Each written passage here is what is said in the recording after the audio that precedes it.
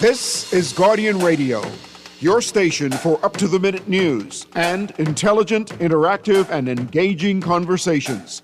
96.9 FM.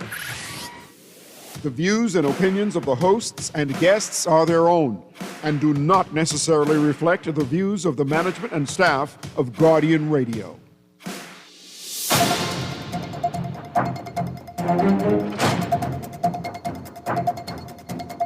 Guardian Radio Today is brought to you by Bahamar and Print Masters.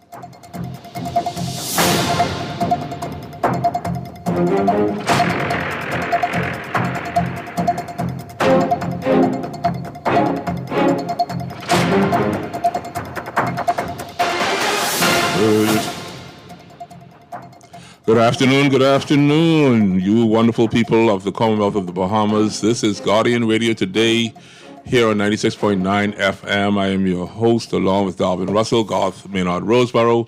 We're here today after a hot Sunday. It was a great conversation that we had just yesterday. As many of you may have been at a food fair or you may have been to church or watching sports. If you missed yesterday, you may want to go ahead and revisit our podcast on our website.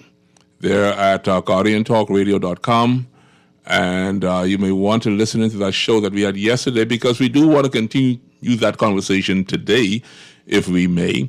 And right now, there's a whole lot of things to talk about. And Remark is on Sundays from 5 to 6:30. This is when we jam together, Darvin, Russell, and I, and we're joined at times by Gabi and others. And today, Darvin and I, we are back today just to have this conversation with you continuously because I do believe it's important. And so without further ado, I'm going to let Darvin Russell just give his greetings to you. And then we're going to try.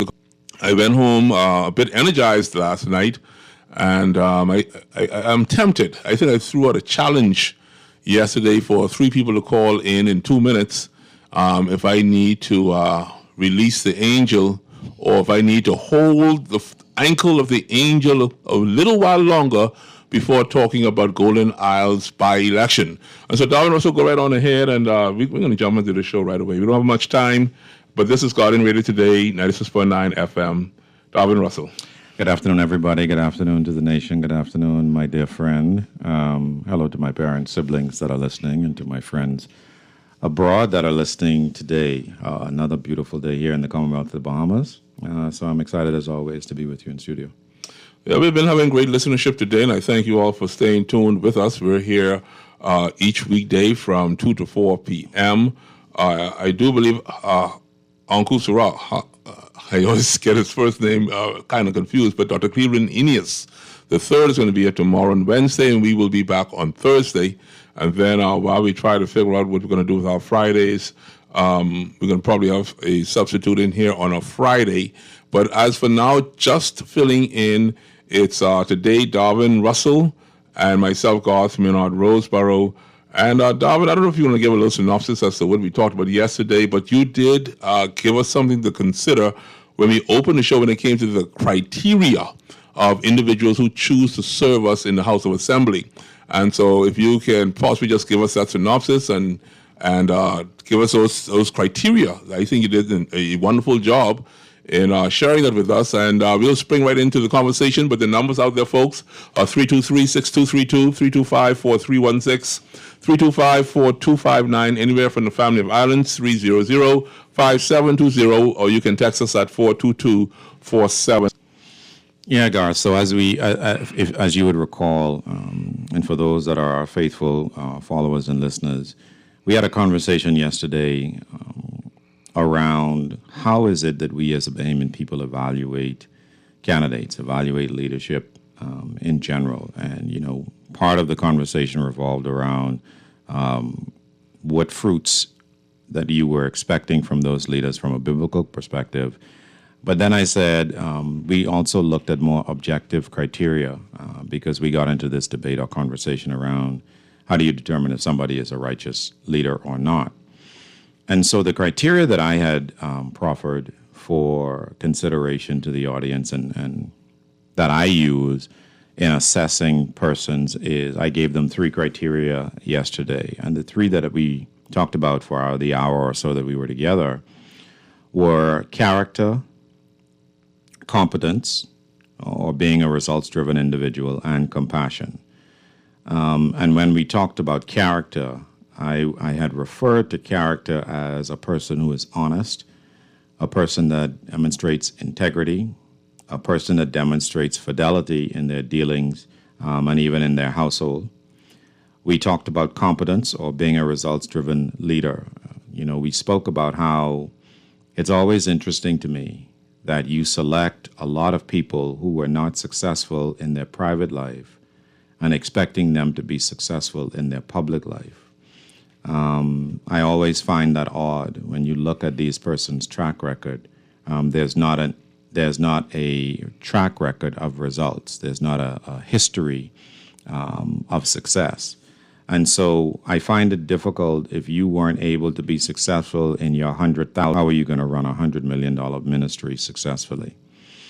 What other criteria were you going to use for competence and being results driven? When given a task, have you demonstrated a track record of achieving objectives in any shape, form, or fashion, whether you're leading a church, whether you're leading a private business, whether you're leading a not-for-profit, whether you're leading a community organization, whatever it is of your sphere of influence, for crying out loud, whether or not you're leading your family successfully. And then the third criteria we talked about was, does a leader have compassion? Does the candidate have compassion? And I spoke about that from the standpoint of it, is he or she considered an empathetic person? Have they contributed financially or with their time, talents, or energies to charitable causes, to their community, to their church family? And those were the 3 things that we went over. And one of the things we mentioned was if you use this kind of objective criteria, you get away from all of the pontificating, all of the talk about I feel this one is corrupt. I feel that one is unfit. I feel. Always is what prefaces what a lot of people have to say when they're talking about the candidates canvassing in their area. Well, if you're going to evaluate the candidate, we have the upcoming by-election in Golden Isles. How does Mr. Brian Brown stack up against, I think it's now Mr. Pickstock? And there's another Brian for the COI. I think his name is Brian Roll, if you that's your constituency. So when you look at those 3 men and you compare them empirically, how are they performing currently in their spheres of influence? And is that sufficient passing grades, stellar grades, however you wish to evaluate them? And do they base muster? And if we did that objectively across the 38, 39 seats, I think we would have a fundamentally different parliament. And so here's where we were. I opened up the show with a scripture, because it was Sunday. I like to throw a little scripture in there, which was Daniel chapter 2, verse 21, where it speaks about Daniel speaking to King Nebuchadnezzar, which historically speaking was a Babylonian king. And he told the Babylonian king, it is God who sets up kings and who removes kings. So if we were to translate that into modern times hermeneutically, we would simply say it is God who selects prime ministers and who removes them. And so does that then mean that it is God who has removed a prime minister in 2002, removed them in 2007, removed them in 2012, removed them again in 2017, and removed them again in 2021? And is he set to remove again, or does he choose to have them to remain as Hubert Alexander Ingram remained from 92 to 2002? Or Sir Lyndon Pinling, who would have been there from 67 until 92. And so, immediately you say, oh, Garth, you're not supposed to be talking politics. You don't want to talk about politics. No, I don't really want to talk about politics. What I really want to talk about is, as a God-fearing Christian nation, as you say you are, when God removes your leader or your prime minister, do you really truly have a problem with God removing them, or are we simply saying that God allowed someone else to take the prime ministership at this particular time? God allowed my leader to be removed? Or has God simply said to the universe, I chose Putin, I chose Saddam Hussein, I chose Margaret Thatcher, I chose Queen Elizabeth, I chose? Is that what we're saying here? And if we're saying that, it bewilders me as to why we get so bent out of shape over our own parties, PLP, FNM, COI, DNA, and every other party that we've mentioned in this country. Yes, you have a right to have your allegiance. You have a right to have a loyalty to a brand. But what happens is, this is where the argument started yesterday. What happens when a candidate of your party comes into your constituency where you live, and that candidate is not up to par? Darvin Russell just gave you some criteria, and I'll let him repeat it again in the show. The criteria, if we were to go ahead and place the individual and judge them based on that criteria, would they pass or would they fail? And even though they may have passed the nomination committee for your party, does it mean that your entire constituency need to suffer because you know this person is not fit, but yet you're going to vote for them anyhow, put them in the House of Assembly, and now for 5 years your constituency is suffering because that individual is simply lousy? And then how many lousy people have we all allowed to enter into the House of Assembly? So when you get a total of 15 lousy people in the House of Assembly, 15, you have almost 40% or more lousy people in the House of Assembly. You have set your entire country to fail. Mm-hmm. That's what you've done, because you are loyal to a brand. You are loyal to a person who you want to put on the throne. And how many times have we put somebody on the throne only to see them removed? Call on the line, go ahead. Hey, good afternoon. Good afternoon, God. Hey, good afternoon, my brother. Didn't want to have you wait too long. Go ahead, my brother. Morning. Yeah, and good afternoon, Mr. Russell. Hey, Guy. Hey, that question is right on point, because what I got from that, right, is if we had used that criteria, right, for the past, maybe for the last 3, 4, 5, I'd say 4 election cycles, right, we wouldn't have been getting what we get in the day, right? Because I don't even think half or even 80% of the persons in our House of Assembly today would have passed that criteria. But I believe we need to have some form of criteria moving forward in this country, so that we could ensure once these folks reach inside our parliament, they are prepared to do the work for the people. But can show you all keep up the good work. Thank you, sir. Appreciate your contribution. Thank you. Next call on the line. Go ahead, caller. Caller, you're on Guardian today with Garth and Darvin. Hey, great show, usual. How you doing? Hey, Guy. Good, man. Yeah, hey, wait a minute. I want to comment on what you was talking about. If you should vote for someone if they're lousy, right? Okay. Now the problem with that is that we identify lousiness as personalities to your personal progress in life. For instance, right? You might call someone lousy because they didn't personally did something for you. But the person might not be lousy, whereas they do something for the country. Fair enough. You say coming from, so what you might depict on lousy might be a selfish reason because the person didn't help you individually. Do you think, though, that if it's that kind of criteria that you are evaluating with your own personal experience, your person is competent in the areas that we articulated earlier in the show, though, that if the majority of people don't consider them lousy, although he may have fallen down with you personally for something that he may not even have been able to assist with, because Bahamians can be brutal in those kinds of things. Don't you think that at the end of the day, the wider truth still prevails, or you think that the narrative? I'll answer your question on this here, right? In the Bahamas, right? Yes, sir. This movie called Lousy.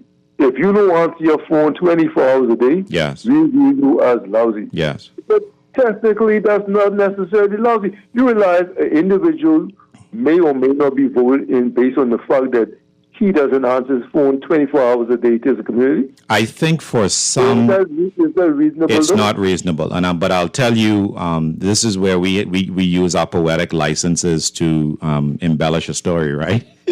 I don't believe that Bahamians are, not all Bahamians, of course. I don't think the majority of Bahamians are that ridiculous in their assessment.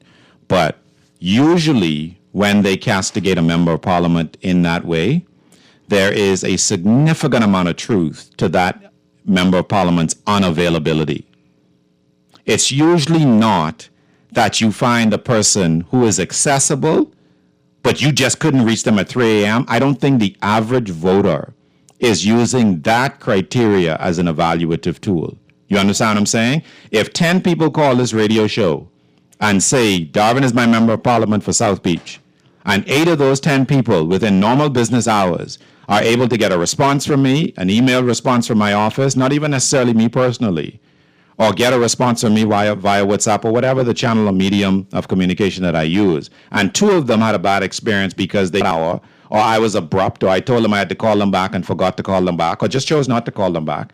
I think on measure, that member of parliament gets good marks. But I think what Garth and I are saying is so many of them are so lousy that the narrative that you're talking about carries the day. Mm-hmm. So it doesn't matter how ridiculous that seems. They don't have any persons who support their competency in that arena, because no hour a day is that candidate accessible. You understand what I'm saying? Sounds good. Fair enough. Next call on the line. Go ahead, caller. Jeff and my good friend. Hey, buddy. Jeff. Well, I can also chime in onto that part of what you spoke to just now, Darvin, and that is,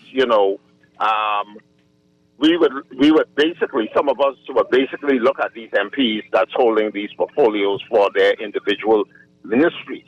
And I think we do a very piss-poor job of putting these persons in these positions who do not have any true acumen for these areas. For instance, why would I put a dentist, for instance, in the seat of agriculture?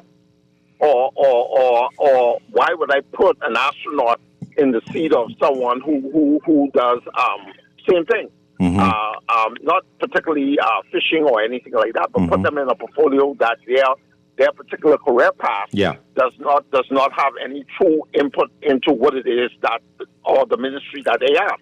So the sword ultimately then falls on the leader or the prime minister for selecting these persons to put in these positions. We are now looking for a forward progression in this country, but yet all we get is mediocrity.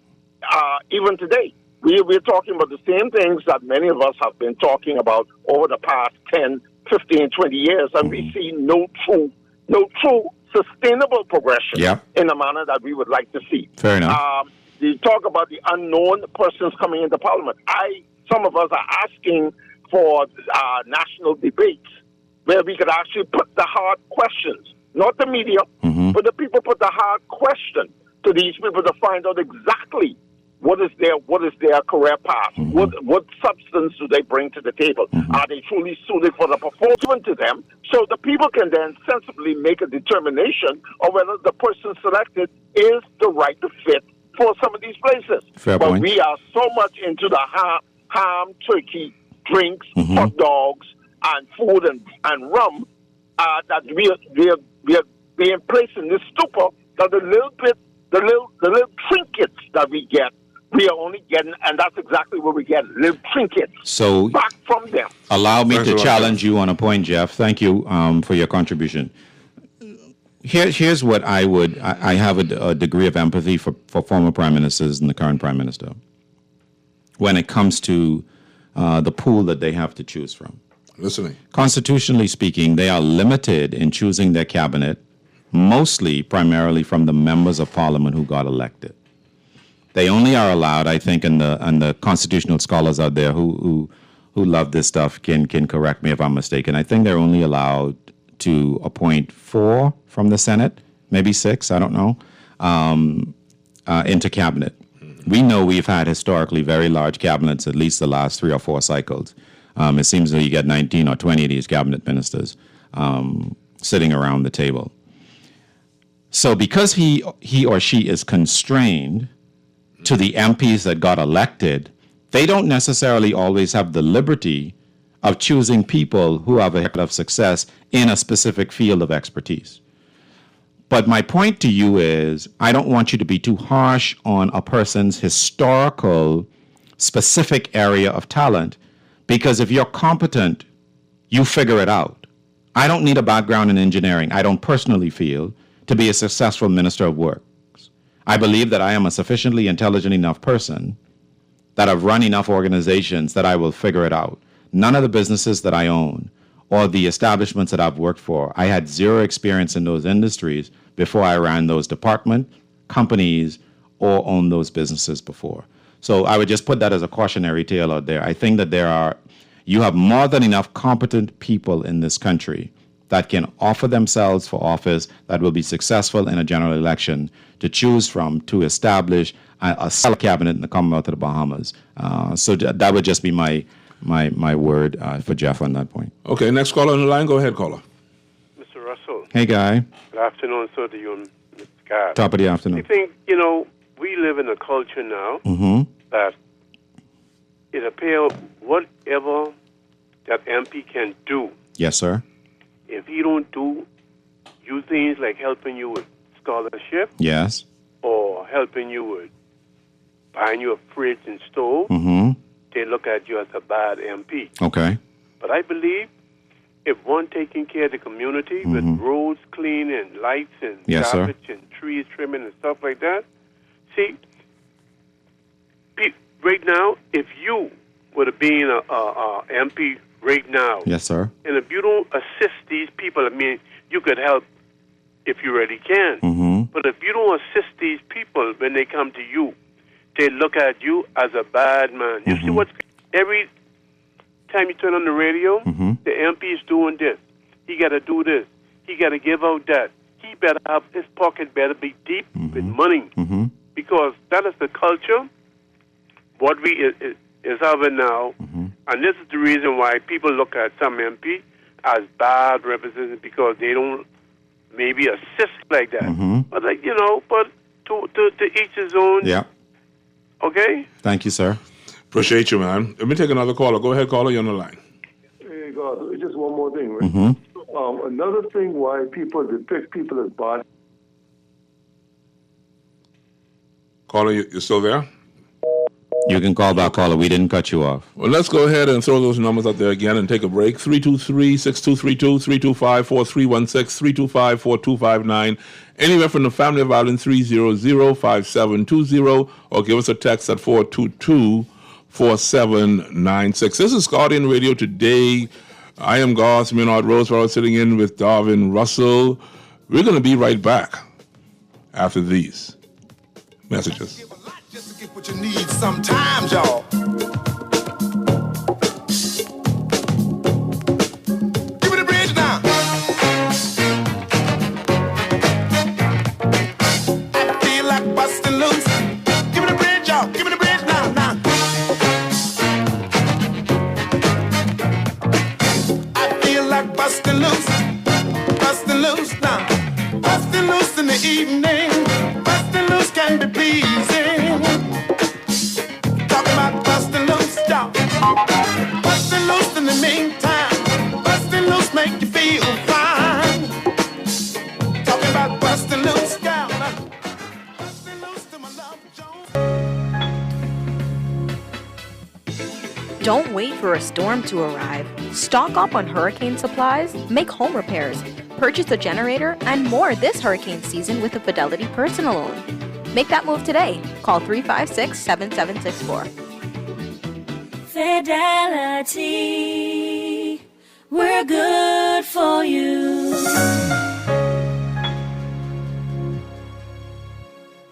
This October, Bahama invites you to indulge your senses at the Culinary and Arts Festival, where world-class flavors meet breathtaking creativity in the heart of the Bahamas. Join us October 22nd through 26th for an unforgettable celebration featuring culinary legends Marcus Samuelson, Dario Zucchini, Simeon Hall Jr., and Scott Conant, alongside a vibrant lineup of chefs and mixologists. Explore captivating art installations, interactive workshops, and live performances, all set against the stunning backdrop of Nassau's premier luxury resort. From curated tasting events to beachfront feasts and immersive gallery experiences, this is more than a festival. It's a feast for the soul. Tickets and packages are going fast. Visit at the Culinary and Arts Festival at Bahamar, where taste and talent take center stage. For fast, reliable, and impactful printing services, look no further. Let Printmasters bring your masterpiece to life. We stand by our quality products that is second to none. Our affordable pricing and friendly, efficient staff makes Printmasters the ultimate choice for all your printing needs. We can deliver any type of printing services, from banners to booklets to business cards. You name it, we can print it. Let Printmasters bring your masterpiece to life. Located in the Nassau Guardian Building, telephone 302-2361. This is Guardian Radio 96.9 FM. Fresh news, smart talk, all day. Talking about busting loose, y'all. Busting loose to my love Jones. Busting loose. And we're still busting loose right here, Guardian Radio 96.9 FM. This is Guardian Radio Today.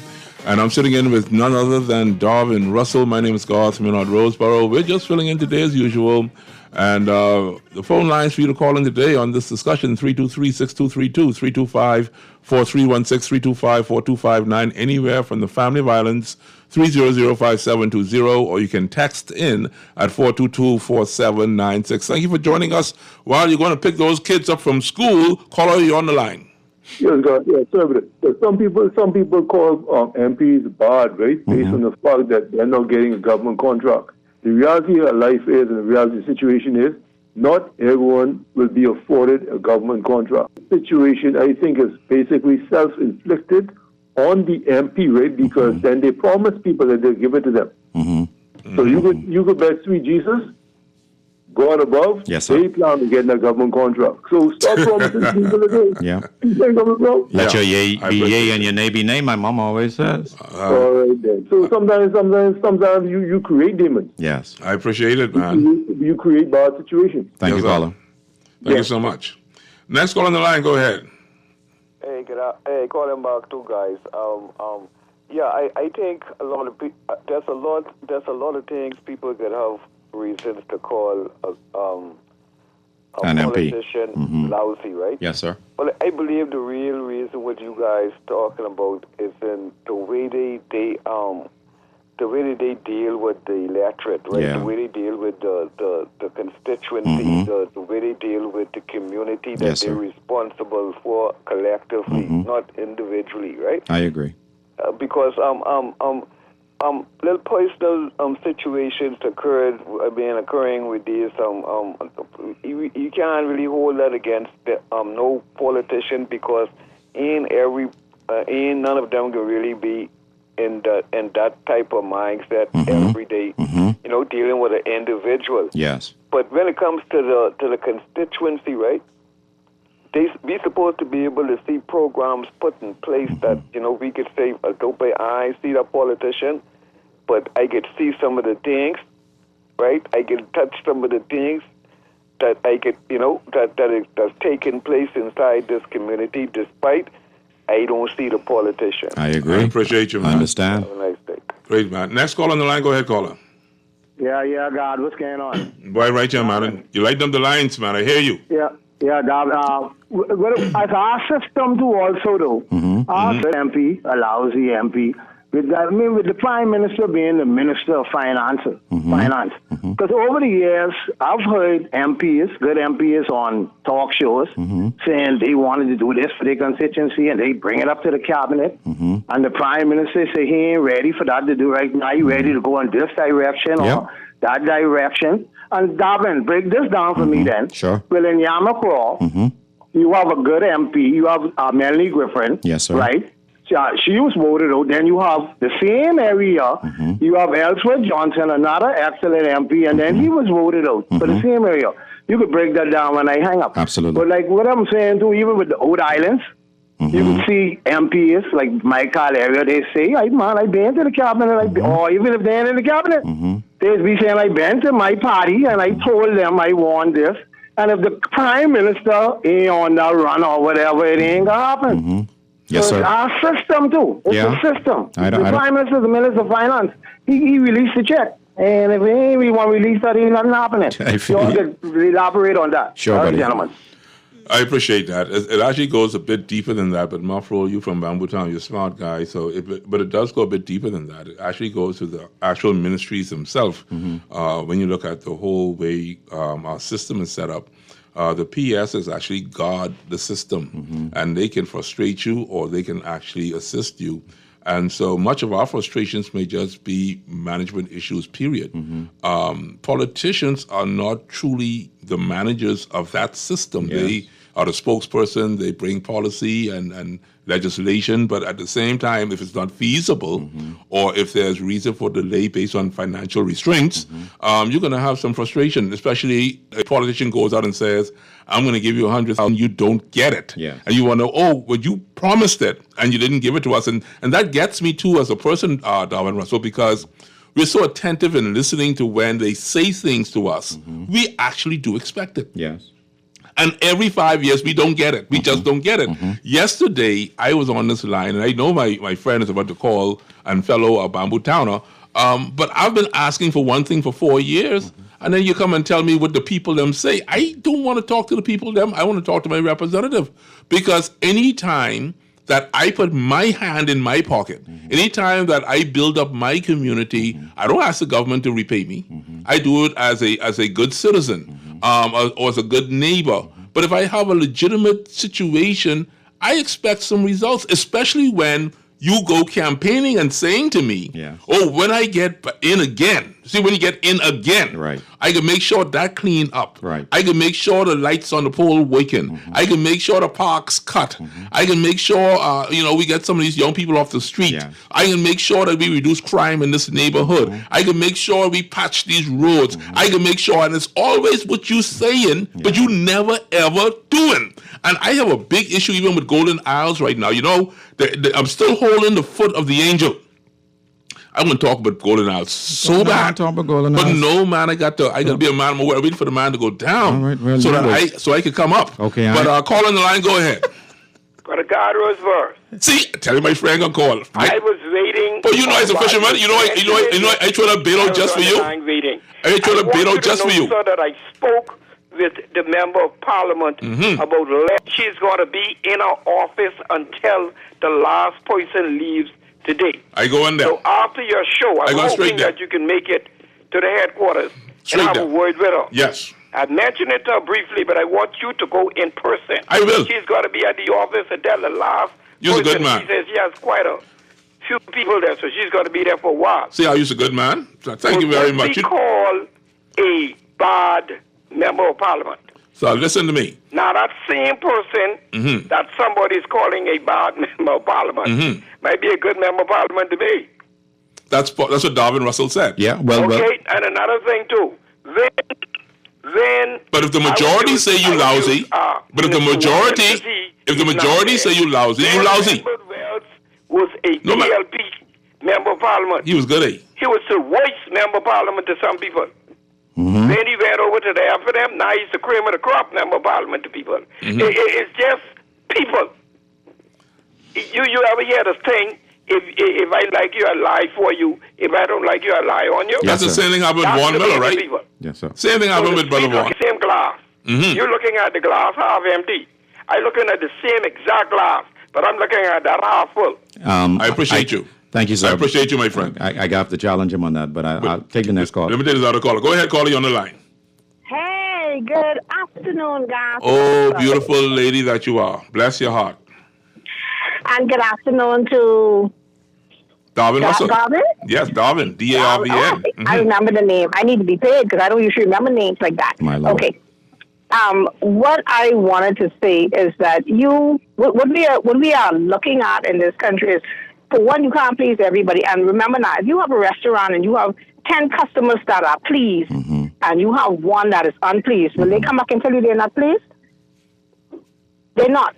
They're going to spread the word to others. Yes. You understand me? You know, my son is of age now and ready for, and he asked me, what's the difference between the two parties? And I tell him from what my perspective perspective is. Okay. I said the PLP party is quote unquote party of the small man. However, if you look at what they have been doing, especially as of recent, the only small man thereafter is their small man. I said they line their own pockets.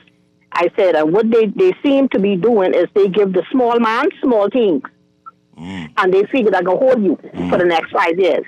I said, they'll help you pay your rent, they'll buy you a stove, they'll do so small things for you, Yes, and sir. that's supposed to hold you. I said, for me, the F&M party is slightly different. They're the party of the big man. Okay. I said, but they're the ones that started the Small Business Association or Small Business thing to help you out with Yeah. the little grants and so on and so forth. Yes, ma'am. Yeah, I said, to me, in my mind, they are more of the ones that would teach you how to fish versus giving you a fish. Interesting. Thank you. All right, V. We'll talk some more about that. Go ahead, next caller. Good day, Darvin. Hey, Guy. Guy, Yes, sir. I trying to figure out what your question really is. I hear how you start off. I hear Garvin comment. When Darwin's a little trapsy, but I'll tell you where I actually sit. I was pretty strong when we talk political talk, very, very strong in terms of trying to be as balanced as possible. So of course, I've had the F&Ms accuse me of being PLP. I've had the PLPs accuse me of being F&M. I've had the COIs tell me I don't talk about them.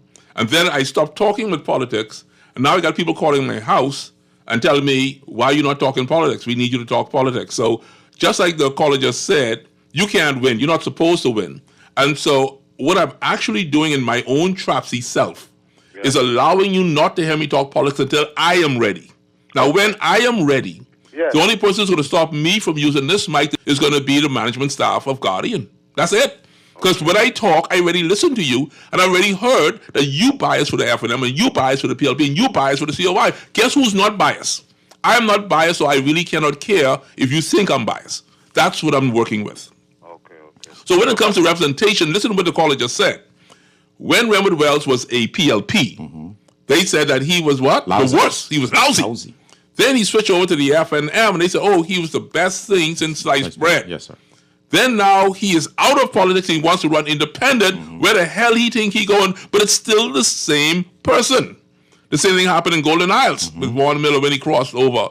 The only one who I knew was really loved, who went from party to independence, was Tennyson Wells in Bamboo Town. Oh, they love some Tennyson Wells. And I love his children, his son. They're great to me. They're good people. But the problem that we're having here, Pop, is that the criteria for selection of the member of parliament, do we truly appreciate and understand what that criteria should be? Because the prime minister or leader of a party can nominate somebody who is lousy before they got into politics, lousy while they're an aspirant, lousy when they get the nomination, lousy when they win the election and they're not a member of parliament, they're still lousy. Then they say, you know what? You know why I'm lousy? Because they never made me a cabinet minister. You never ran to be a cabinet minister. You ran to be a representative for a constituency. And if you didn't have the vision to move that constituency forward with progression, even outside of being a cabinet minister, why the heck did you friggin' run? You shouldn't run. What you looking for? You looking to get into the place, into the treasury? You trying to dip your hand in the cookie jar? That's what you're telling me? I believe it's some of them seems like it's all about empowering themselves. That's what it is. And they trying to tell the baby people that PLP, F&M, COI, everybody trying to get the hand in the cookie jar. And then you look at people like Belinda Wilson. I heard when you called her. Belinda Wilson, she said she got how many votes? 68 votes. Darvin Russell ran in Golden Isles. He said he got what, 28? Less than 20. He got less than 20 votes. I ran in Bamboo Town. I got 80 votes. And between Belinda, Darvin, and myself, we got to be the stupidest people on God's earth. It sound like we need to stop, listen to these leaders of the party when they send people, and we make the decision to pick the best person. So, because I don't know where Garvin run or where you run. I'm sure you all would do a good job if the people give you opportunity. Absolutely. I have a question. But they can't put none of us in there because ain't none of us is no deep freeze. If you do fool, we can tell you. We start doing things differently than listen to what these leaders of the party say. Well, that's the man they send there. We need to pick. In spite of us being PLP or F&M, if you think Garvin attitude and Garvin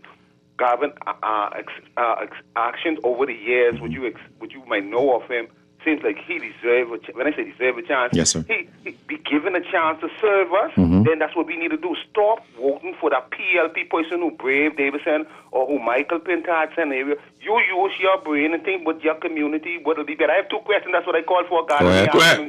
Go ahead, my friend. Okay. I understand they're getting $150,000 to MPs, members of parliament, correct, in the community. Correct. Right? Do you think we need to raise that to $1 million? That's the first question. What's the second one? The second question is... Go ahead. Second question, Garvin. And Garvin, this one... Garvin, D's and dog. To answer the first one, yeah, right? D's and dog. Garvin, you could help to answer the first one, but don't touch the second one. This for God. Okay? Understand. Okay, God, are you coming on the show tonight? On TV? Okay, thanks a lot, Papa. We're going to answer those questions. Take care. Go ahead, Darwin. So as it relates to increasing the constituency allowance, I don't have a problem if you take it to $10 million to me, as long as the country can afford it. It's more important to me as to what the money is going to be used for. I think, there's a reason why when we talk about increasing a person's responsibility, why we give them a small area of influence to see if they will manage that appropriately. Before we give them greater responsibility. You don't get the benefit of being promoted to run the division if you can't run the department. You don't get the benefit of running the company if you can't run the division. You don't get the benefit of running the country if you can't run the company. I think until we make these kinds of evaluations of people, we will continue to get people who always seem lost once they sit in the seat because they've never been there before. They don't have a clue. I'll respond to that in a minute. But caller, you on the line, go ahead. Everyone called twice. Just a small little question. No problem. All right. The Guardian have in the papers this morning, or the Tribune, one of them, talking about these people who own radio stations and TV stations, right? I know God know how to wiggle like a marlin, right? So I want to start wiggling now. How do you answer that when the question be asked to you tonight or whensoever about what was in the Guardian this morning? If that's a fair question, or we shouldn't worry about it, or you think the papers being political? I'll hang in for listen. Thank you, sir. Go ahead, buddy. Do you believe that members of the media should run for political office? Is there an inherent conflict, or do you have an issue with that as a voter? I can say it in two words. It's all business. It's all business. It's all business. It's all business. Parliament, the House of Assembly, governance, media is business. You folks calling in, we're here to have a conversation with you. We want to hear what you have to say. If the owner of the station or anyone in the station feels so that they want to offer themselves for the front line, I personally don't have an issue with it because these people have now been intellectually equipped to go ahead with that information and hopefully make some improvement. The issue that I'm having in this country, though, is that people, for the most part, politically do not mind their own business, or they don't have their eyes set on the business at hand. Either which way, we lose because you choose somebody because they're light skinned with curly hair. My God. I mean, that's not a criteria. Right. A criteria isn't that, you were born into a wealthy family, therefore, because you got a lot of money and you could buy me chicken and fries and beer and everything else, that you are worthy of the House of Assembly. It doesn't work that way. What we now have in the House of Assembly is we have a club where only certain members are allowed. Now, Darwin ran before. Darwin was also an aspirant, he's not going to tell you that, for a major political party.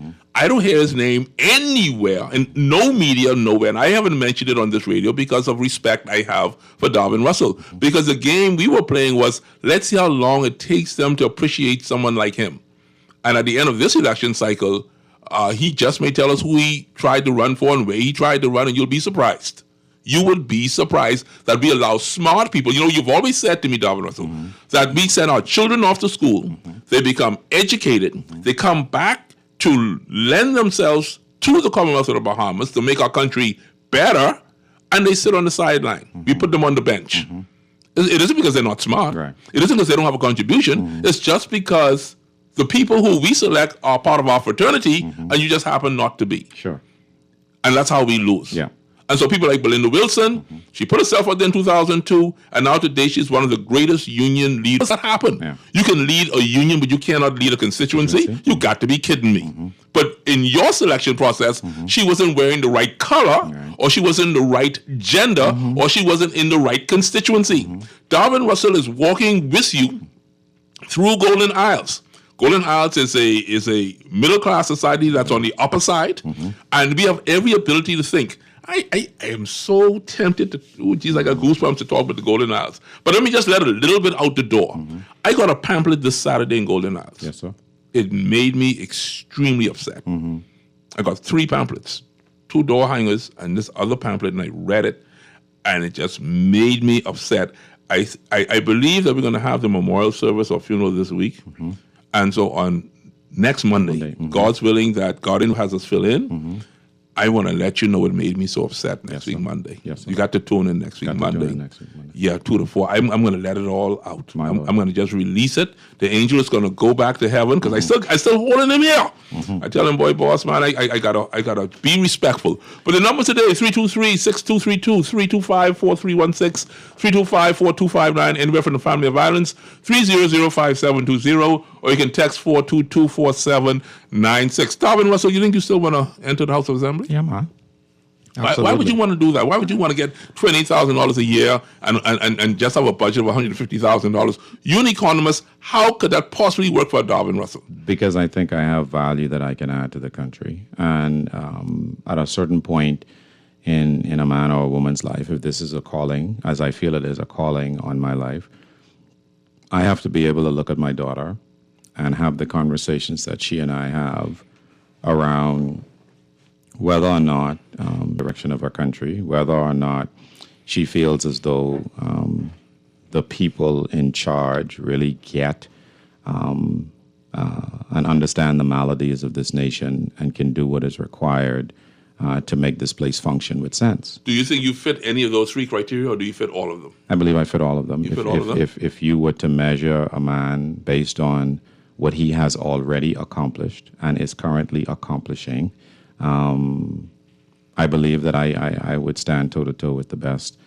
in those 3 criteria. But I will answer the caller's question, who raised the issue about Melanie Griffin and Mr. Ellsworth. The way in which Bahamian politics has worked historically for the last 50 years is somewhat nuanced, right? It's almost at times that you feel as though the candidate is immaterial to the constituency. And by that I mean, we have a tendency, as we always say in this game, Garth, that you and I are so fond of evaluating, that constituencies go with the tide. There are very few constituencies where the party that loses has a member of parliament that wins, and it's not a stronghold seat of that party. What do I mean by that?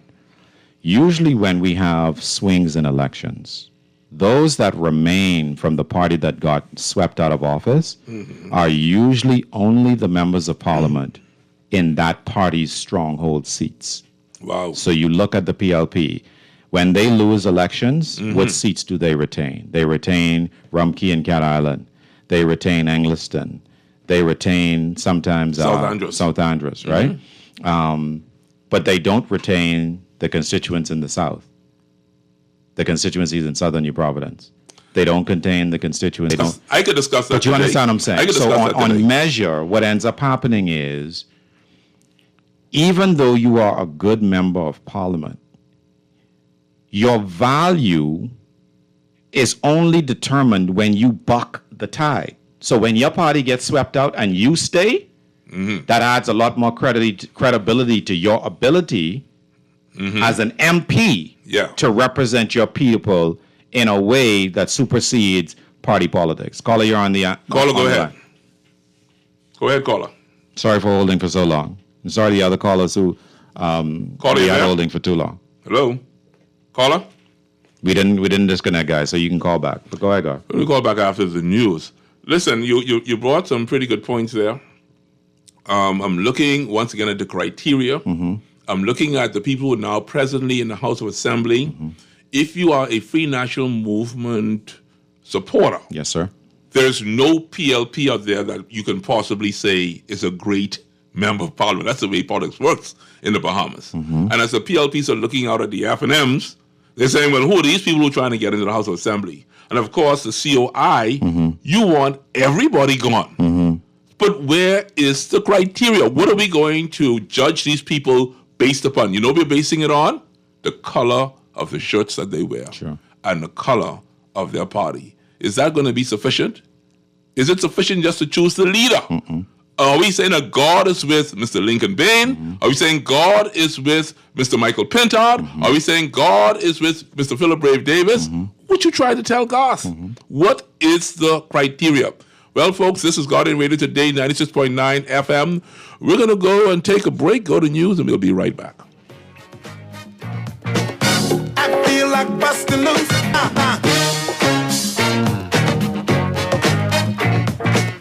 I feel like busting loose. Busting loose. I said, Shala. Come on, y'all say. Put your on down. I said, Shala. Get it. Y'all say. Put your on down. I said, Shala. Come on, y'all say. Put your on down. I said, Shala. Hit it. Y'all say. Put your on down. Give me the bridge now.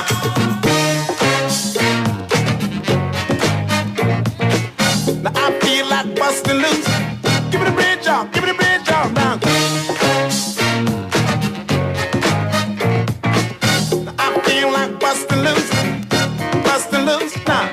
Busting loose when you want to deal. Busting loose doing what you feel. Talking about busting loose, girl. Busting loose when you want to deal. Busting loose doing what you feel. This is Guardian Radio, your station for up-to-the-minute news and intelligent, interactive, and engaging conversations. 96.9 FM.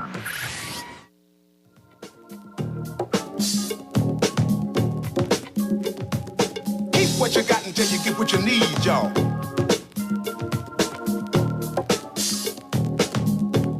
Just to get what you need sometimes, y'all. Give me the bridge now. I feel like busting loose. Busted Loose, right here, Guardian Radio, 96.9 FM. This is Guardian Radio Today. Garth Roseborough with Darvin Russell in the house. We're having a discussion, about God's choice. God sets up kings and he takes them down, and God sends us prime ministers and he takes them away. And many of us, we are loyalists to God, we say, but we're also loyalists to our political fraternities. And the real question is, if God is allowing or God is persuading or God is issuing or ushering in a particular individual, and you are part of the kingdom of God and you are a child of God, should you not also be in that spirit where you are prepared to follow the spirit of God? Or does God not get involved in politics when it comes to your own life? Maybe your political affiliation isn't God set. Maybe it's traditional. Maybe it's been instilled in you. Maybe you have been persuaded to, psychologically set about who you will vote for. So even if the devil wore the color of your party, you can vote the devil. That's how some of you go. I got a good cousin, I know she may be listening, and you can slap me up later all you want, but you told me that if Jesus came down out of heaven and told you to not vote PLP, you vote in PLP anyhow. So these are the that we believe in this country. Some of you FNMs are the same way. Some of you COI people are the same way. No one is truly availing themselves to the voice of God and the direction for this country. If we had more people praying, more people earnest in desire, and asking for a spirit of discernment on election day, that God, you show me that individual that's anointed at this time for my constituency, then I will check mark that individual. It's a story all over again of when King Saul had gone awry and they needed a new king, they needed a replacement, and they came to the house of Jesse and said, show me your sons, man, what you're working with. And he looked through all these sons, and some of them were handsome and fair and tall, and they looked royal, but they wasn't the one. He said, but I got one more left. One more? I got a little shepherd boy. Or they said, little shepherd boy? Hey, little shepherd boy ain't nobody. But that same little shepherd boy, he killed Goliath, he killed a lion, and he killed a bear. What more you want than that for proof of someone who has the ability to lead and be victorious? But in our estimation, you're only a little boy. Darvin Russell, you're only a little boy. Belinda Wilson, you're only a little girl. Garth Roseborough, go sit down. Where you think you going? So you got all these smart people in this country, numerous smart individuals in this country, who will never see the House of Assembly to lead this country to a sensible level of production. You know the end of it? A dumb country. And you talk about your education system, and you keep choosing the dumb people out of the education system to lead you. Just because you're a lawyer doesn't mean that you have any ability to lead this country. It doesn't work that way. Being a doctor doesn't mean that you have the ability to lead this country. It doesn't work that way. Darvin Russell told you that he has no clue about engineering, but he has done sufficient enough to probably figure it out. That's what smart people do. We figure it out. But in our country, you tell that any leader who just figured things out.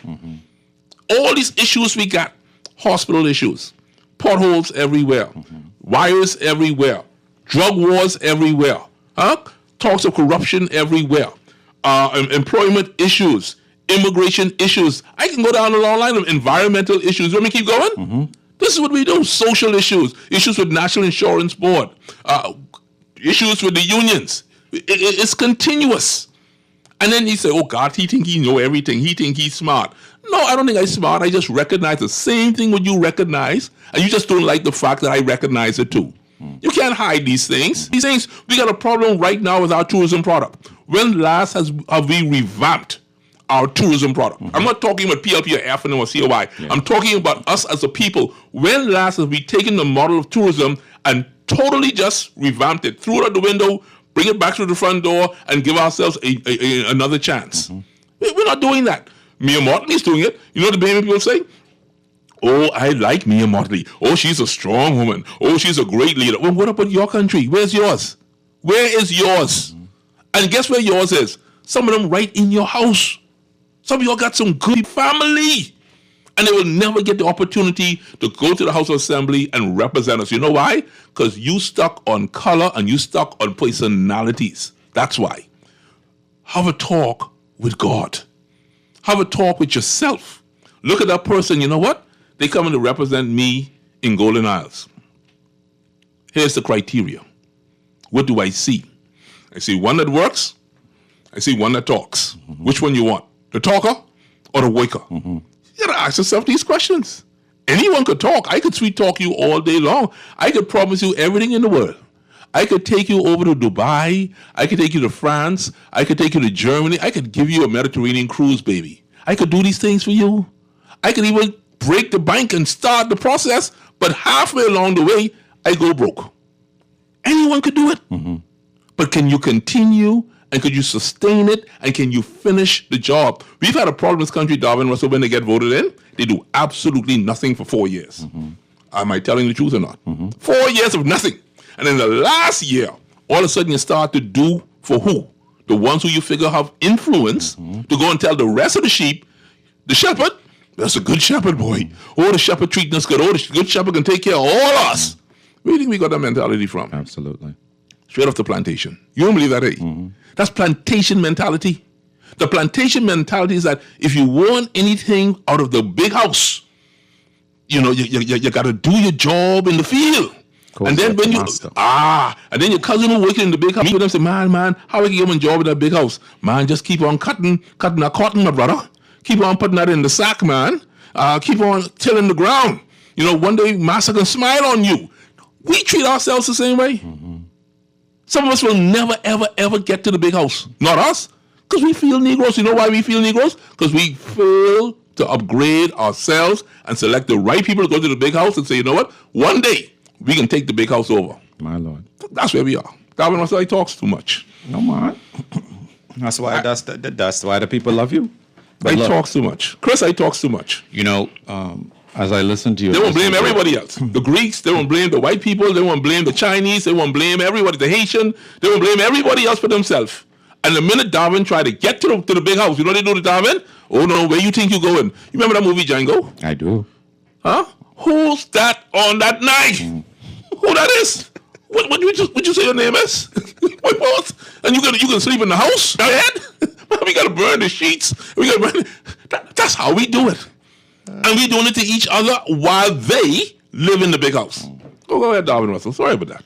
No, man, that's fine. The only thing that I was going to say and contribute is one of the callers earlier before we took our 2 o'clock break talked about when you are evaluating an individual. And we talked about criteria during the first hour.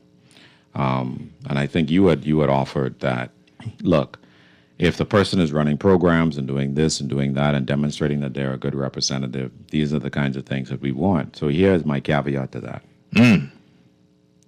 I always say to people, the only person that can judge your, evaluate your capacity and your success as a father are your children. The only one who can tell you whether or not you're a good That's an audience of one. An audience of however many children that you have. The problem sometimes as member of parliament is you run programs that you want to run. Not the programs that your audience who's going to evaluate you wants. That happens. That is true. So if I can come in here, and because I have an expertise in beekeeping, I believe that because I ran a beekeeping program for the young people, that was stellar. Maybe it was a good thing.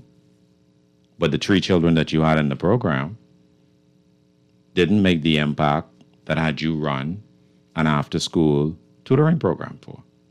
When you may have gotten 200 children to benefit from that program. But you never asked.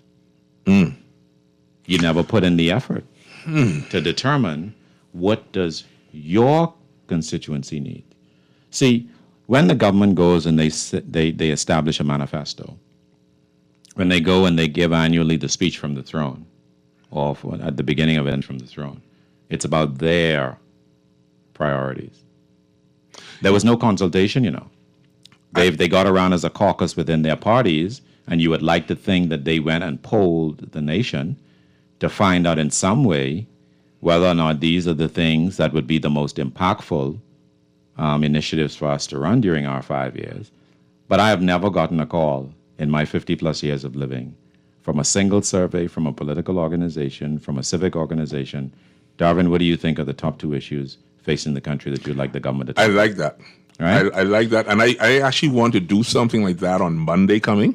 When I talk about Golden Isles, I want Golden Isles people to call me and tell me what are your issues, what are your interests. Just give 2. And then also to tell me, what benefits you received over the last 8 years. We had the representation there. And what you're looking forward to. I'm looking forward to a show like that as we go into the talks of the by-election. I listened also to Guardian Radio on Saturday, and Muff Roll called in, and he had a huge issue. The issue that he had was everywhere that he went, there were craters all over the island. And so I took my time, you know how I am, and I did the same thing. I just said, let me drive around and let me see. I saw some people plant trees in the middle of the road to let you know the pothole is there. And I don't think he's being unreasonable, and I'll tell you why. I've known Muff Roll for years, since we were children, but he's a complaint. Right by Porky's gas station, Julian Ferguson. Right by Porky's gas station, the water that settles there, that drain doesn't function properly. It's horrible. And then right on his street, he said it looks like Baghdad. The amount of craters are in the road on the street where he lives. So when constituents make these type of complaints, it doesn't matter which parties and PLP, F&M, or anyone else, these complaints are consistent. That's correct. Everyone who comes in neglects this. When Raymond Wells was there as a PLP, it was a problem. When he was there as an F&M, it was a problem. When Patricia DeVoe came in, it's still a problem. The problem is still there. That's correct. And so it begs for us to question, what is the real purpose of politicians in our country? But Caller, you on the line, go ahead. Yes, good afternoon, God, and good afternoon, Darvin. Hey, Guy. Listen, Darvin, let me tell you something, buddy. Flesh and blood had not revealed. Well, you sound like you're a prophet, man. Go ahead. Talk that talk. You know we like that talk. But Darvin had big now. Yeah, I think it was earlier part of this year, I think, or something like that. Mr. Felix Stubbs, who was I believe has been charged with so-called constituting the National Development Plan. Okay. And he made the statement that, many times, like you said, that these political factions or their manifestos, so their agendas, but that is their agenda. That's correct. He said, the plan must come not from the top down, from the bottom up, and let the people decide, how they want their country to be governed and run, and so that we will never get anywhere because we don't have a plan. We always, I asked. He was on when he was on Chivago's show. Yes, sir. And I questioned him about it, and I said, I doubt this is going to happen because, to me, like the other things that were promised in these our plans, the National Development Plan is not a priority. It's not for this government. It's not. Neither is the freedom of information. Or the campaign finance reform thing like that. And so we keep going around. We do. In circles because we're like Alice in Wonderland. Any road will take you there. Oh, so well said, sir. So well said.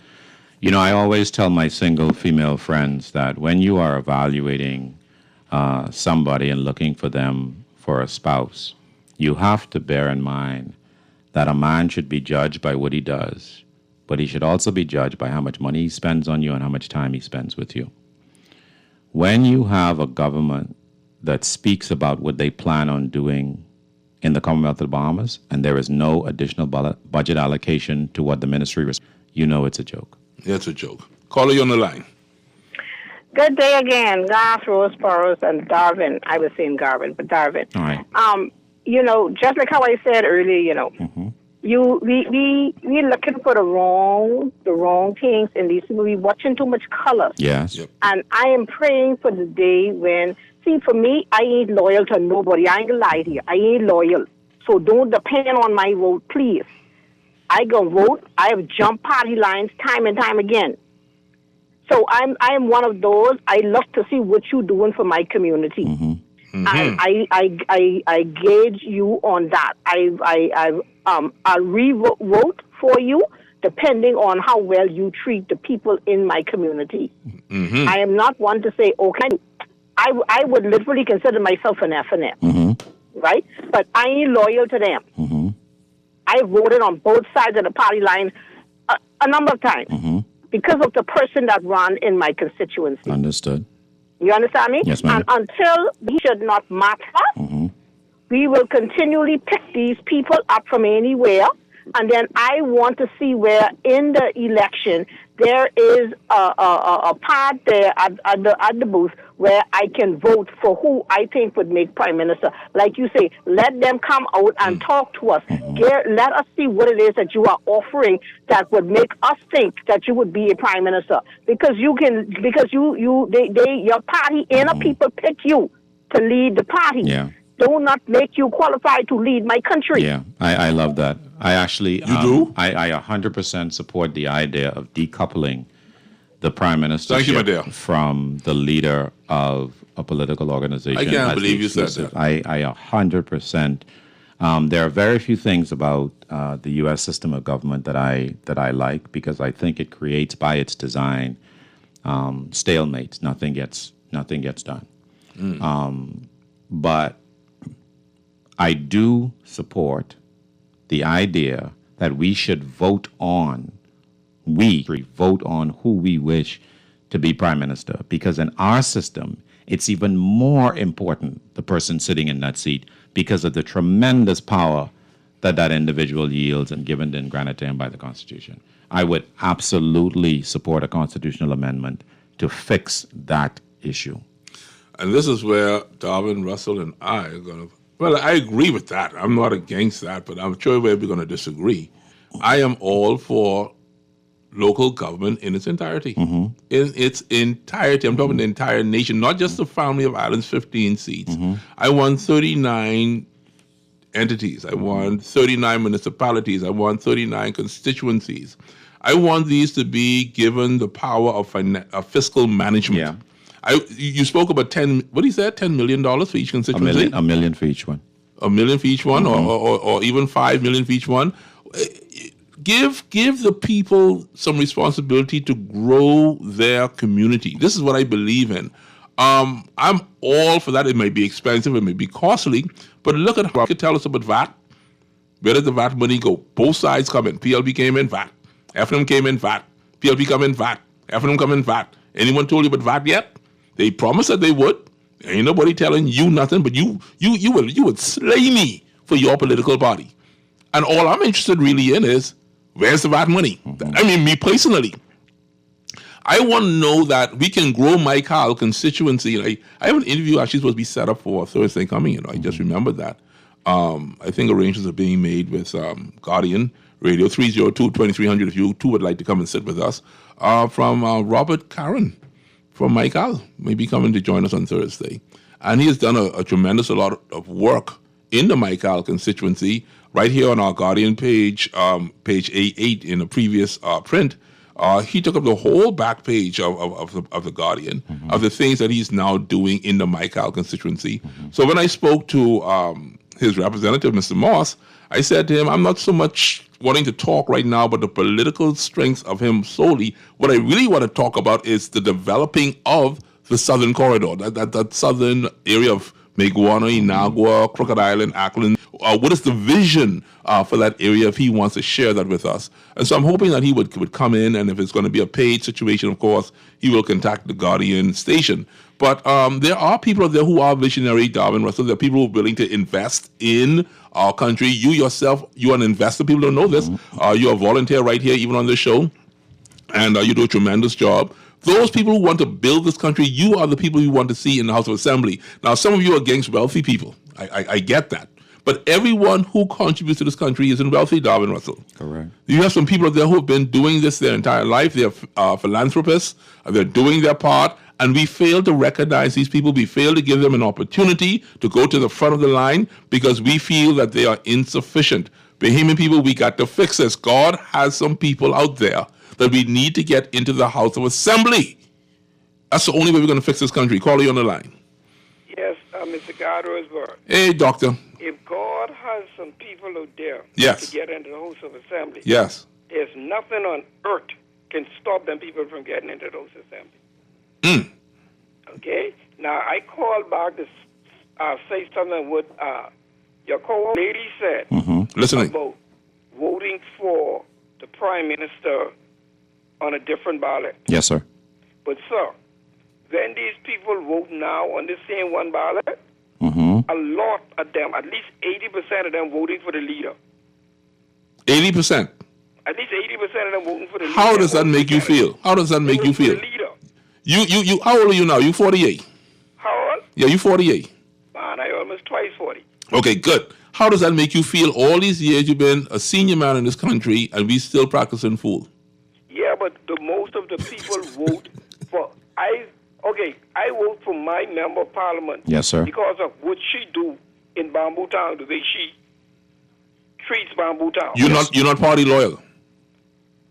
I am party loyal to a certain extent, but I am more Patricia the Wool loyal now. Okay. I'll accept but that. I'm saying most of the people that most of the people vote for the leader. Only one election in the last from Mr. Penland time, I think the people voting they didn't vote. That's what was with Mr. Menace. Okay. Every other election, I think they vote for the leader. Okay. What about Minister? What did they vote for? They voted to get rid of Mr. Christie. Why? Mr. Christie just had lost the touch. The touch. What is the touch? Define that. Mr. Christie had lost The anointing? You're talking about the anointing from God? if that's what you want to call it. I ask him because we're talking about God's choice. So he's no longer God's choice, so God removed. Is that what you're saying? So just like Mr. Ingram, he lose the anointing of God, if you want to put it like that. But he's still around. You lose the anointing. He's still trying to bless you, Mr. Ingram. Huh? He's still blessing y'all, eh? Who's that? Mr. Ingram. Mr. Ingram is a good man. Even though I remove you, you're still a good man. Yes, sir. I just checking. God go with timing. I just checking, but God don't. If God don't bring you back, you ain't supposed to come back. No. So if God ain't bring you back to the front, should you be able to give consultation or advice to the front? Yes. And then it's up to the current leader to accept or reject what is being said. God, you want to sound like a man who's on his third marriage and want to give me. That's what I asking you. That's what I asking you now. But guess what? The man with the third marriage, he done been through two women. He'll be a fool if the third one is just a fool. Yeah, we'll lead to the third one until something happened, then you go to the fourth one again. But why would you stop? If all them women giving you hell, get rid of them and get the next one. No, man. Oh, you want to do that? Hey. You can stay with that one and catch hell? Julian, I think you're going quite go ahead. Yeah, good day, God. Yes, having a little bit of fun with my friend Julian Ferguson, man. Go ahead. How you and Darwin doing today? We are well. We well, man. We well. The previous caller, right? Yeah. You know what you need to ask him? How you feel what the Bahamas Nationality Act and why the government ain't addressing that issue with the complaints that the populace of the Bahamas having with the immigration issue. Wow. He's Patricia DeVoe, right? And he's PLP. If she was, I'm going to refer to her. He said he's a loyalist to her. He's loyal to her. And, No, he's loyal to the PLP. Well, he said more her than the PLP. That's what he said. I only can tell you what he said. Let's take his word. But anyway, if there's to put one goat in a PLP shirt, he's going to vote for them. Right? That's basically understood. But the Nationality Act, right? We got an issue, immigration problem. He has a problem with the Nationality Act, but ask him and why his government is not addressing that issue, because their leader said we don't have an immigration problem. Correct. Right? Because that Nationality Act offends the Constitution of the Bahamas, and they're looking at it because we can't even get FOIA information out of them. You see what I'm saying? We're not getting freedom of information out of anybody. Well, anyway, let's just do one thing. What I'm saying, in his constituency, in Bamboo Town, yes, sir, they don't have no serious immigration problem there. Okay. Because them Bahamas, their planes and all of them coming. But let's just address and everybody concentrate on what that Nationality Act says since 1970, the 10th of July 1973. It was passed under Section 93.2, but they have Articles 4, 5, 6, and 9 embedded in there that don't come under Section 90. Section 63.2. It comes under 63.3. Okay. So that's what let me fix this. Let me tell you, and I appreciate your knowledge, but watch what I'm saying to you, Darwin Russell. I listened to him, right? All jokes aside, try to lighten the mood a little bit here, but let me just be serious about this particular situation. As serious as that may sound in what you are now suggesting to us, that is going to be lost when we get into the emotion of election.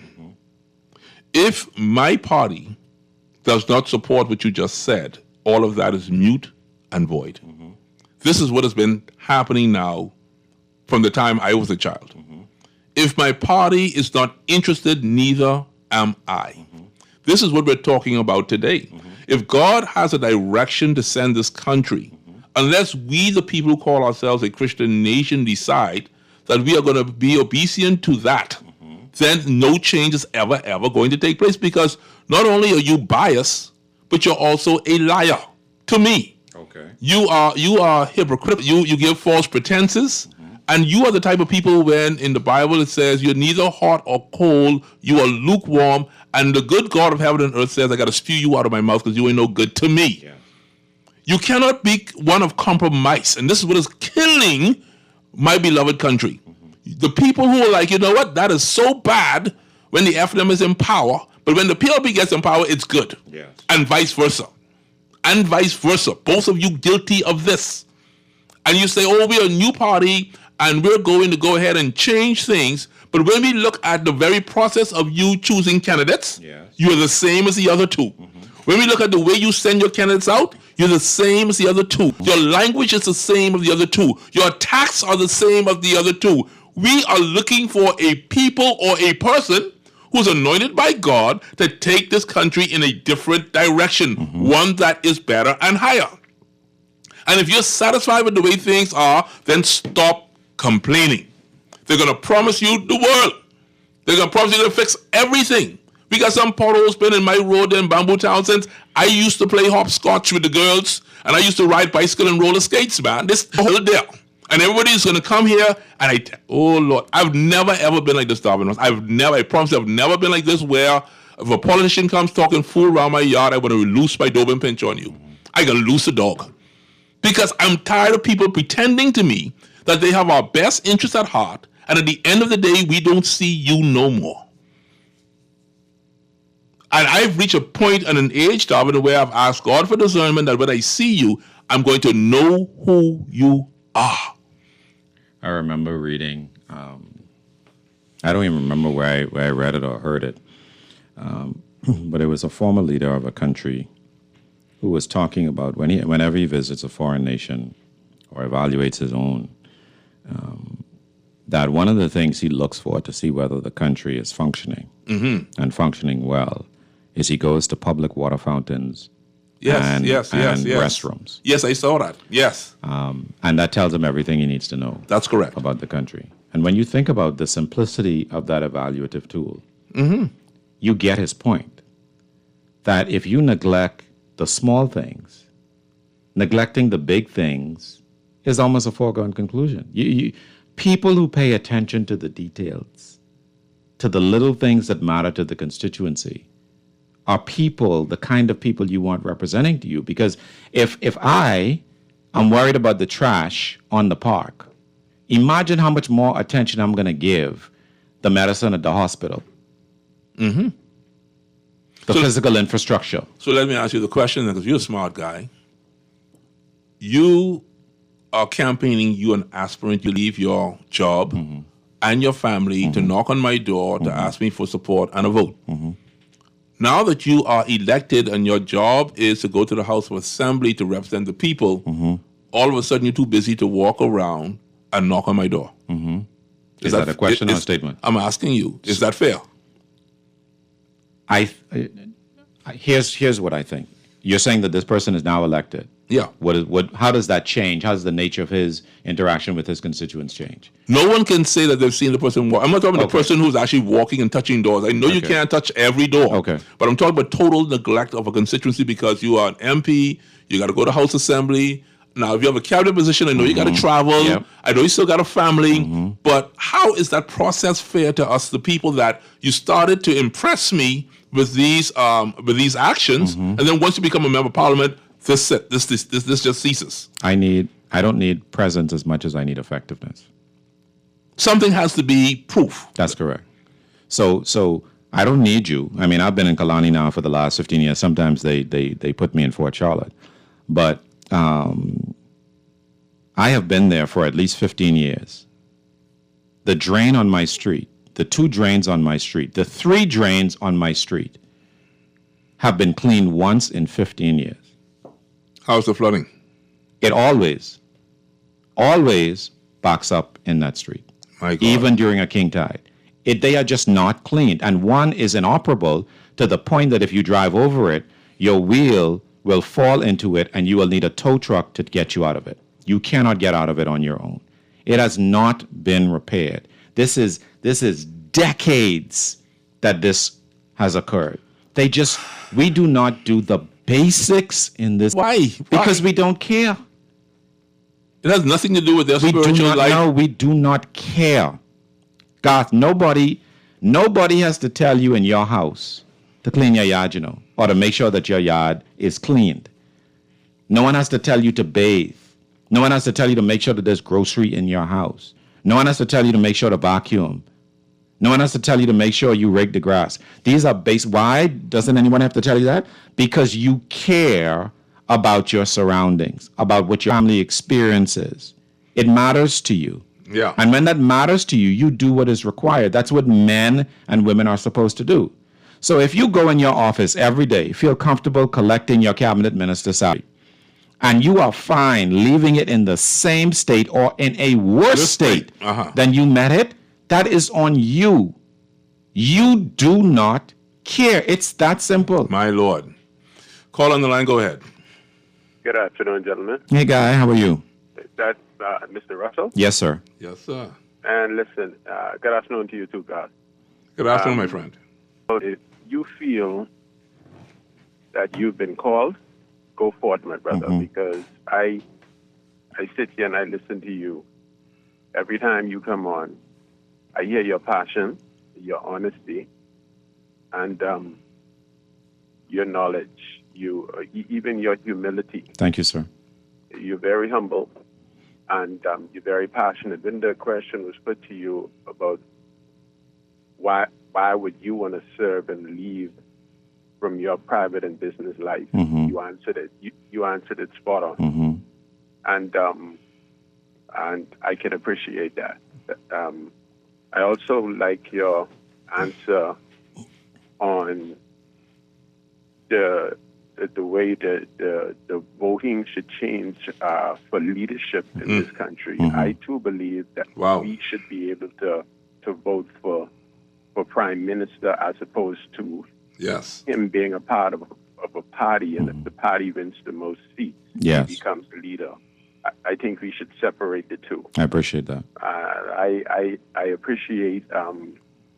I always appreciate listening to you. You're very passionate. You're very humble, and so Praise just God. keep on and be encouraged. I so appreciate your kind words, sir. Thank you so much. Great call. Thank you so much, caller. Next call on the line. Go ahead, please. Caller, you're on Guardian today with Garth and Darvin. Hello, good afternoon. Hey, guy. Yeah, listen, I live in the Kalani area, the Frank Watson Highway. Oh, you deep. You deep in Kalani. Okay. Why are you laughing? No. I laughing because I just been through that the other day. Around the corner from you. Listen to me. I am a resident. I've been a resident out there now for about 12 years. Yes, sir. And that road, when it rains, it ain't a lake. It's a an boat. ocean. Wow. Yeah. Trust me, an ocean. And this is where they got the new roundabout in that area, right? Yeah. I've been through that the other day. It's two oceans. Yeah. One on each side. Yeah. Right? Yeah. I've been after Dr. Minnis now for 2 years. I've been videoing it, sending it around, sending it to him. I told him, get the proper Drainage. Ministry of Works. Yeah. I will pay me. I'm a resident. I'm a citizen. I will pay out of my own pocket My God. to alleviate some of that water that I got to ride through every morning. And Plenty. Nothing. Like I am willing to pay my own money. That's That how is frustrated I incredible. am, and I've been frustrated. But it goes to show you how these people only go in the House of Assembly for glitz and glamour and whatever. I am willing to pay out my own pocket, and I'm calling the radio and I'm putting it out there. I am willing to pay to get a backhoe. Ministry of Works, I am sure y'all are hearing this, young man, because y'all are listening to us on the radio. Dig a trench on both sides, if the water could go down Somewhere, yeah. It would be, because there's bushes on both sides. I know exactly what you're talking about. And nothing. You know what I'm saying? That's crazy talk. I appreciate you. He's been prime minister of this country. He's a member of parliament. He should be able to go to Ministry of Work and say, listen, what is this? Make that happen. I need, right? That's correct. For 2 years. For 2 years, I've been after this man. Okay? And so it goes to show you these people don't care. All they want to do is go in the House of Assembly for the glitz and the glamour, and you all know what else. That's amazing. You know, and that's why this country the way it is today. Okay. I have reached my wit's end. Wow. Thank you, my friend. I hear you. And great contribution, like Darvin sir. said, I'm right around the corner. Go ahead, next caller. You're blessed, Darvin and God. Hey, buddy, I thought you were on school pickup, eh? Yeah, you know that. You know that itinerary. But listen, Darvin, Yes, sir. I was impressed when as Paul someone asked you the question on how much should be allocated to the constituencies, and you said you don't give us 10 million. Once, I see these are the type of concepts I like. You don't put a limit on the people. Yeah. The thing is, the greatest resources is the people. Yeah. And so I wanted to share something just quickly. Go ahead. Just ride around and look at the decrepit, or just look at the state of the parks, the various neighborhood parks, Yes, right? sir. And you create sparks. I mean, that in itself is a non-verbal communication to me It that is. they don't care. It I'll is. leave you all of that. Give thanks, God. Thank you so much. Thanks a lot, my brother. Safe out there. Listen, man, I appreciate Darvin being here. He's always willing to be here. He says, as long as I'm here, he's here. And I don't know why they keep me around, but I enjoy talking to you. I enjoy listening to Darvin, and I really appreciate your support while we're here. We're just here to really have you to bring forth what's in your heart, what's in your mind. Yeah, you may be biased. Yeah, your friends may be biased. You may even think we're biased. But at the end of the day, Darvin Russell, you know what we are? We're Bahamians, and we're proud. 100%. We're going to take a break. This is Guardian Radio today, 96.9 FM. We'll be right back. I feel like busting loose. Give me the bridge, y'all. Give me the bridge.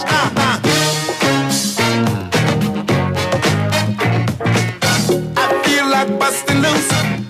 Busting loose. I said, Shala. Come on, y'all said.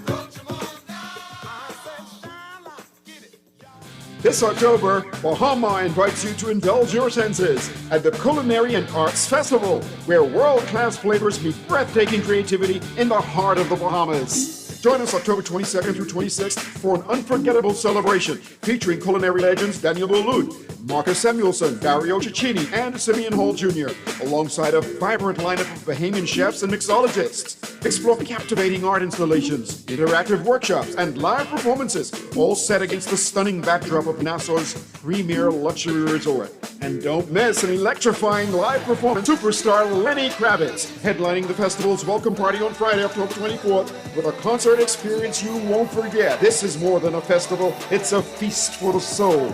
Tickets and packages are going fast. Visit Bahamar.com to reserve your spot at the Culinary and Arts Festival at Bahamar, where taste and talent take center stage.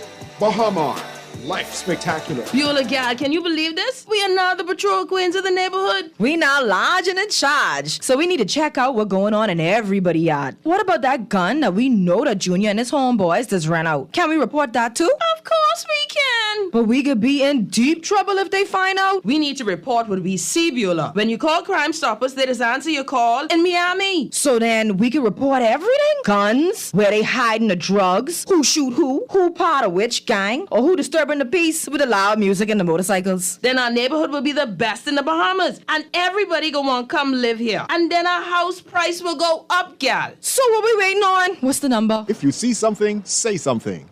Let us all pitch in and stop the crime before it's your time. Call 328-8477 from Nassau or 242-300-8477 from the Family Islands. Or text us through the Crack Crime Bahamas app. Stop the crime before it's your time. With Christ Church Cathedral, Nassau starts here.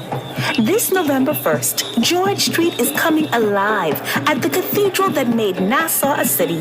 The Christ Church Cathedral Street Festival is back, filled with mouth-watering food, crafts, and a $10,000 raffle prize. Feel the rhythm of Nassau with live performances, Bahamian music, and fun for the whole family. Nassau starts here. Don't miss it, November 1st.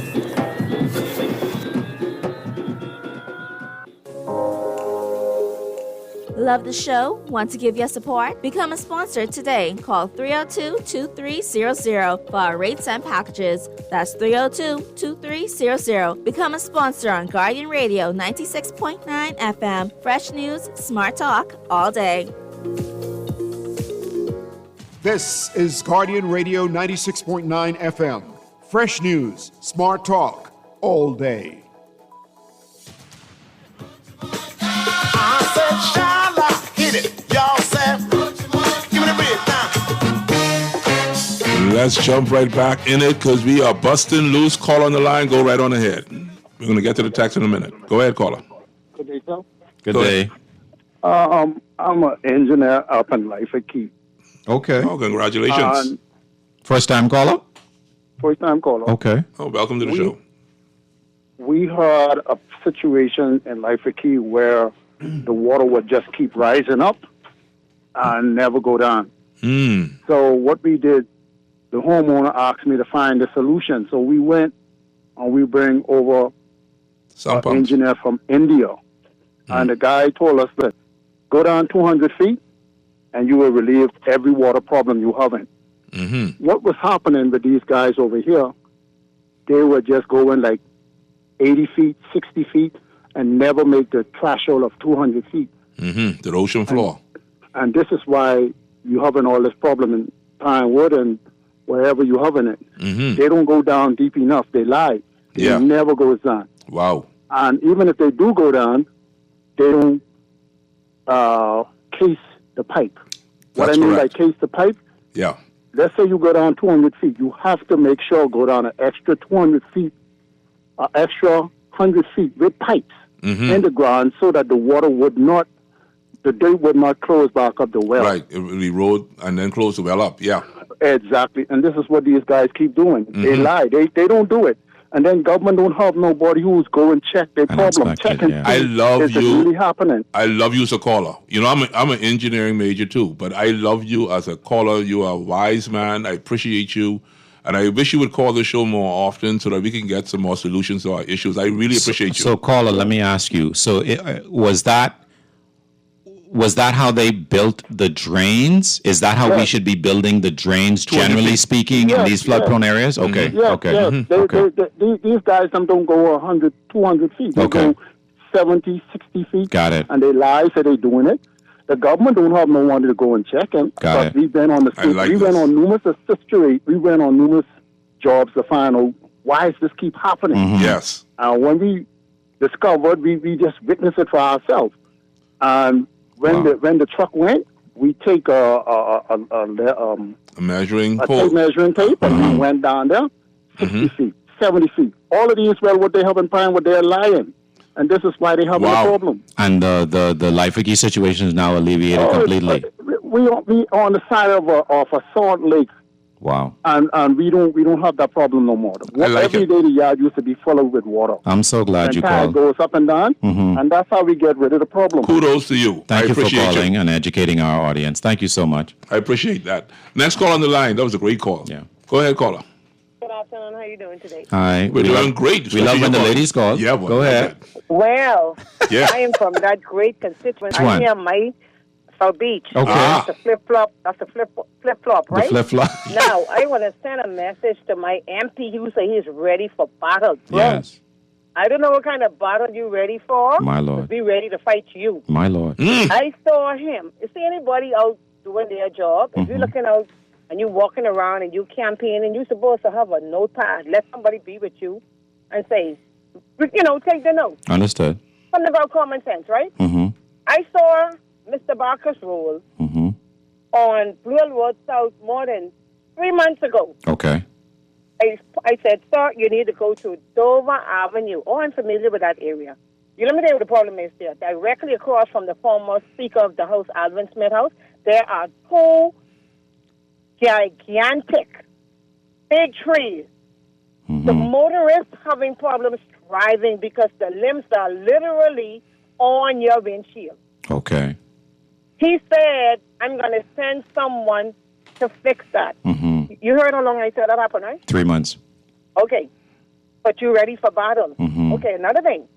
Why is it in this country we can't even keep the stop signs up? We can't, these simple little things, simple little things will causes us to get angry. Yeah, you get into the brass tacks, for sure. The stop signs are overgrown. Man, please, these people who y'all have given these contracts to, tell them keep the stop signs clear of debris.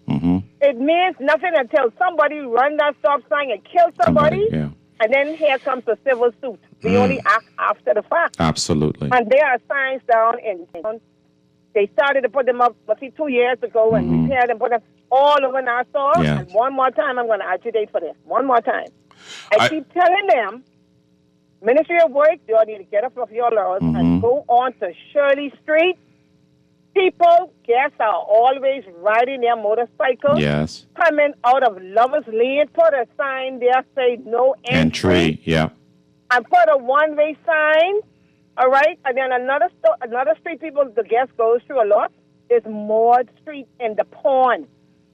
Which one is Maud Street? How long is it going to take for these people to put these up? And they're going to wait till someone get killed, and then they say, oh, somebody died. And then it's a lawsuit. And on the money, but they say they ain't got, they got to find. We got to do our jobs, man. We got to do something. But I appreciate it. I so love this call. And I appreciate you taking my call. No, we love it. South Beach, but I can't go against South Beach. The boys right there and then the ladies right there in South Beach playing domino. That's where I hang out. We want we need one bathroom out there. Bathroom facility for the tourists. Go and get that tree cut down. Trust me, his people have heard. Miss Butterfield, if you're listening, we need that bathroom on the beach. All right, next caller. Good afternoon, God. How you doing, sir? Hey, man, boy, your voice sound calm and easy. That's all right. Yes, sir. I couldn't help but be triggered by that, the previous, not the lady that just hung up, but the caller before her talking about the flooding and solution. Yes, sir. Because I left grade in Nagua in, I think, like 96 or something like that. My mother sold her home, took me to Fort Lauderdale to go to school. And I remember I was in grade 5 when I left primary school in Nagua. When you go to US, they put you back a year. Yes, sir.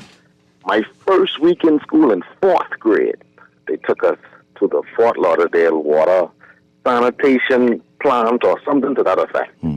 But what amazed me was that they were collecting all of the water that the city produced. And every home would get 2 water lines. One, what they call gray water, that you wash your car, take care of the lawn, flush the toilet bowls, and do all those services related stuff with. Yes. And you would also get another line, what they call consumable water, that goes to your face basins and your kitchen faucets and so forth. And this was what year? This was in 96, roughly, 95, 96. Wow. Okay. Right.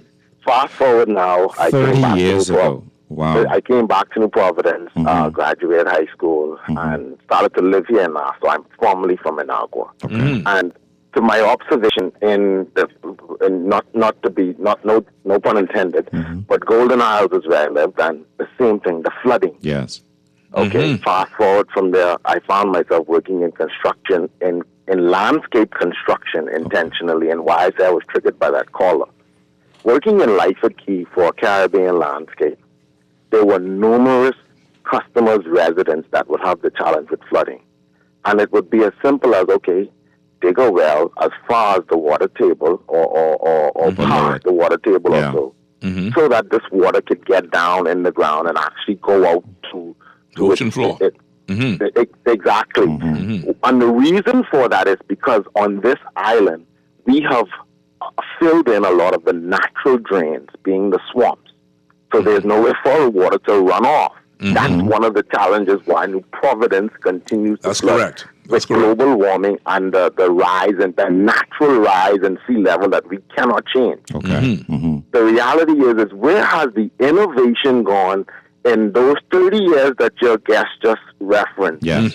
Where we've had minister after minister after minister after minister, leaders after leaders after leaders, but yet we're plagued with the very same challenges from 30 years ago. That's why I love our callers. I appreciate you. Something is diabolically wrong. It is. Sir. Yeah, it's wrong. These are simple fixes for us as a society, and I believe that we as a people, I believe we as a people don't hold true to the issues enough. That causes leaders to say, you know what, if we don't get these done, or we don't get this done, these people ain't going to support us no more. I appreciate you, man. Because we let the issues go, leaders choose what they pick and choose what they will do. That's correct. They'll do. That's correct.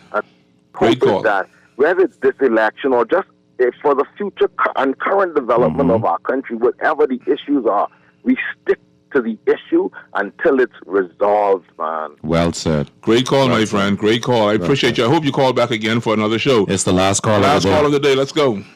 Okay, just a couple of seconds here. You know, I'm inspired by both of those calls, especially the one and this one and the one about 2 other calls ago. You know, the thing is, we have all this collection of water.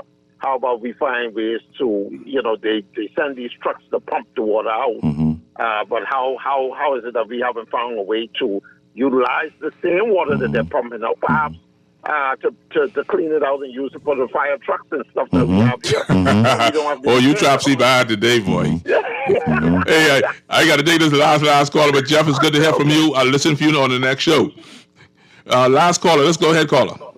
Yes, thank you. Good afternoon. Good afternoon. How you doing, my friend? You got the last word of the day. Yeah, I'm not going to only just put it on the government. I'm going to put it on the engineers that we have employed by the government. Oh, fair enough. Because they are being paid month after month as well. Yeah. Thank you so much, my friend. But they are permanent. Thank you, sir. Thanks so much, Randy. It's good to hear from you. Listen, we have a whole lot of texts here today. We haven't gotten any of the texts today, but I do have to allow Darwin Russell to have the last say today. I do apologize. I owe you one. So the next time I come on the show, I'm going to start reading these texts right away. It's a whole lot of them. Go ahead, man. Give my time to at least one of the texts. Boy, listen, I don't even know where to start. They'll get jealous. You so much text. That's fine, no, man. Get to them. Oh, boy. Let me try one. That's not true, Garth. The ministers used to be the only policymakers in the government agencies.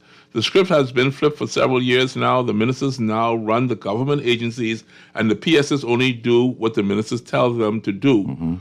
That's what one says. Sparky, boy, you cussed me and my family out on Saturday. I ain't reading your text today. You cussed me out. Hi, Garth. One of the problems that we have in governance is the Westminster system. Until that is changed, I don't care if, of course, I run the country. We won't get change, and that is because if whoever that man or woman is sitting in the chair, if they don't have a heart for changing this country, I think that's what they're saying here, it won't change. Look at what happened to Travis Robinson and Michael Pine, is what they said. All right, that's the last word for the day. You've been listening to Guardian Today with Garth and Darwin.